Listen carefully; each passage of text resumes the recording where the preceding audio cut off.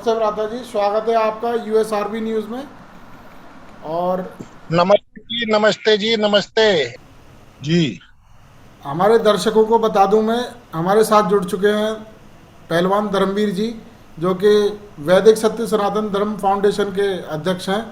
और आज हम इनसे चर्चा करेंगे इस बारे में कि जो नुपुर शर्मा का बयान है, जो कि काफ़ी विवादास्पद बयान बताया जा रहा है, जिसके पीछे कानपुर में दंगे भी भड़क गए, तो उसके सत्यता को प्रमाणित करते हुए हमें आगे अपना दर्शन देंगे कि किस प्रकार से मोहम्मद साहब ने हदीस में या कुरान में कैसे कैसे इस बात का उल्लेख किया था, जो कि वक्तव्य उन्होंने नुपुर शर्मा जी ने दिया था।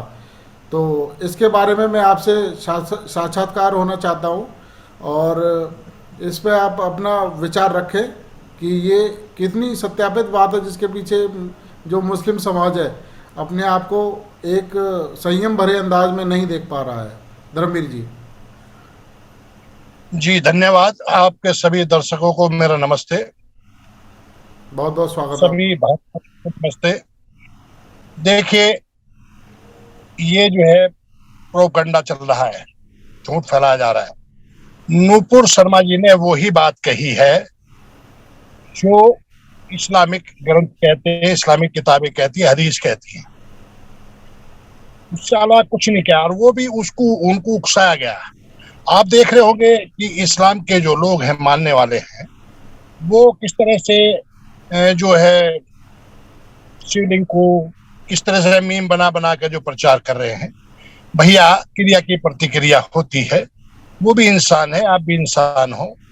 लेकिन ये इस बात को नहीं मानते। ये मानते हैं मोहम्मद साहब के मानने वाले जो है, जो उसके उम्मी है, वो ये मानते हैं कि हम ही बढ़िया हैं, बाकी सब खराब, हमसे बढ़िया कोई है ही नहीं। जो सूरह एहजाब एहजाब बोल रहा हूँ, देखिए आलिम जितने जो है, देखें हजरत मोहम्मद साहब के लिए अल्लाह ताला क्या कह रहे हैं। इससे शक होता है कि हजरत मोहम्मद साहब और अल्लाह एक ही है।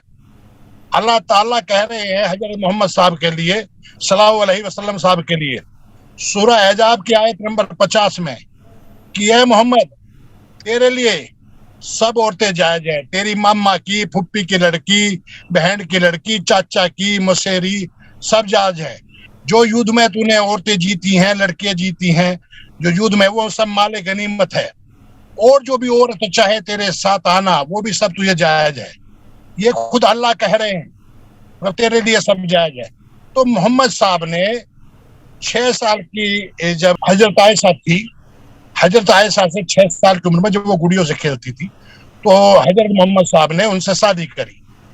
फिर 9 साल की उम्र में, जिसको हम गोना बोलते हैं, ठीक है, वो निकाह के बाद गोना वो किया। अब देखिए, कोई बात ये इनका पूरा जो जाकिर नाइक, उसने भी ये बात कही है। इनका मानना है कि जब बच्ची जो है अगर एमसी होगी तो जवान हो जाती है, ठीक है। इनके तो यही बात कही है नुपुर ने, और ने कही कि मोहम्मद साहब ने, हजरत मोहम्मद साहब ने 6 साल की लड़की से शादी करी। अब इनसे कोई पूछे तुम्हारी लड़की हो, कोई 53 साल का आदमी, 55 साल का आदमी कहे कि मैं तो तेरी लड़की से शादी करना चाहता हूँ, तो क्या इन्हें मंजूर हो? एजेंडा है इनका। क्यों? ये एजेंडा है भारत को धीरे धीरे तोड़ के खत्म करने का।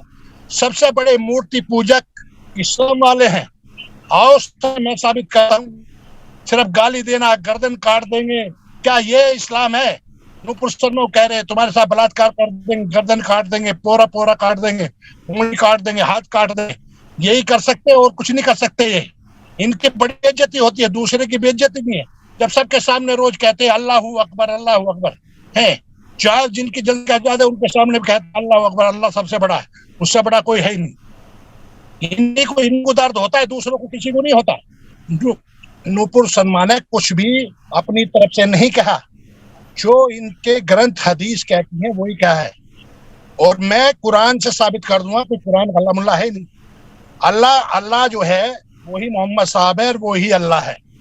कमलेश तिवारी को तो मारा गया, अगर ये कानून का पालन करते तो वो तो जेल में गया, जेल से जमानत पाया था, क्यों मारा गया उसको?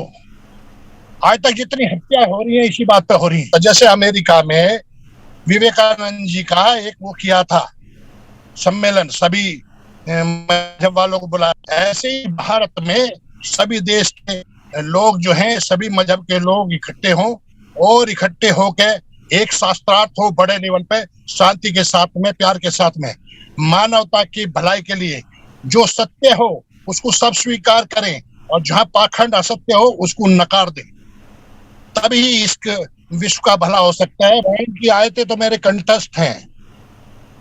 इस आयत में क्या लिखा हुआ? सूरा। हाँ, हदीस को मुझे देखना पड़ता है, ठीक है, कि सूरा में क्या लिखा हुआ है कुरान में। मैं अभी गिनवा दूंगा, कोई बात है। मोहम्मद साहब को तो, हजरत मोहम्मद साहब को हुक्म है अल्लाह का कि काफिरों के खिलाफ युद्ध करो, उनको जहां चाहो वहां कत्ल करो, बेशुमार कत्ल करो।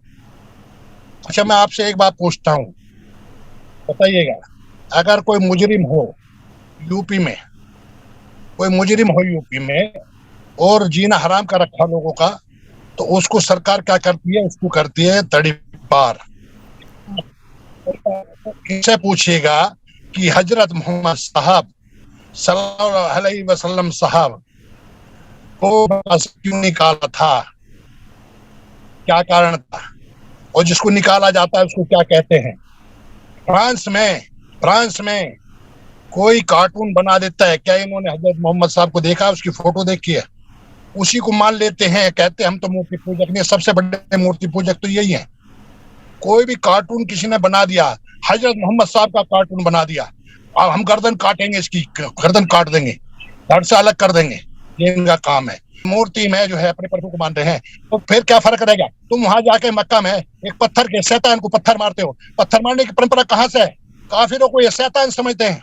जब ये काबा में जाते हैं, मक्का में जाते हैं, तो वहां इब्लीस जो शैतान था, अल्लाह की बात नहीं मानी थी, उसके उस बुत पे पत्थर मारते हैं। क्या उस बुत में वो शैतान है?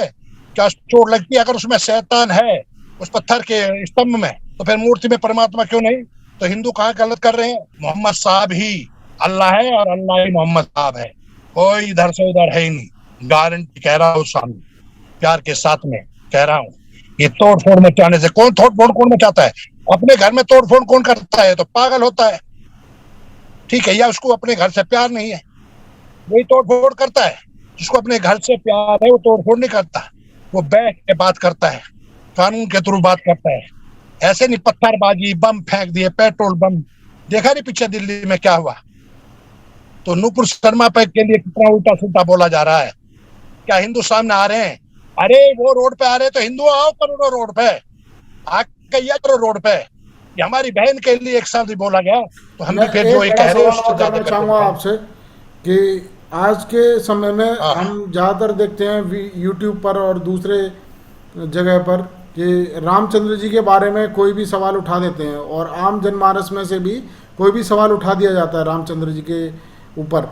तो ऐसे में अगर अल्लाह के ऊपर या वो दूसरे संप्रदाय के, दूसरे धर्म के विशेष के अगर हम सवाल उठाते हैं, मोहम्मद के ऊपर भी सवाल उठाते हैं उन्हीं की किताब में से, तो इस जो दूसरा पक्ष है, हिंदू पक्ष है, अगर सवाल उठाता है तो हिंदू पक्ष को जेल में डाल दिया जाता है।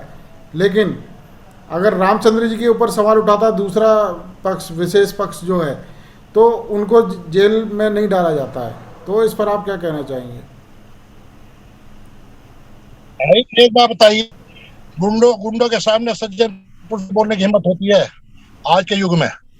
जब पुलिस डर रही है, न्यायालय डर रहा है, सरकारें डर रही है, तो वहां पर हम नुपुर शर्मा क्या है?